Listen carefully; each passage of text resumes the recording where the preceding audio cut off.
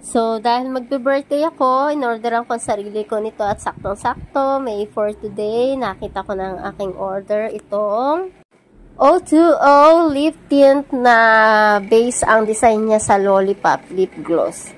So, tingnan natin. Base dun sa mga feedback na ang ganda nito at long-lasting daw talaga siya. So, let's try. Mamaya, kakain tayo. Malaman natin kung talaga napakaganda. Pero tignan nyo naman, ang ganda-ganda ng packaging niya.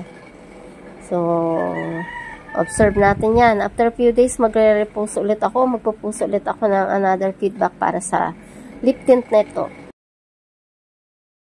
Moment of truth. Ayan, may tubig tayo dyan. Inom tayo. Kanina pa ako umiinom, pero tingnan nyo naman yung pero, o, tingnan nyo.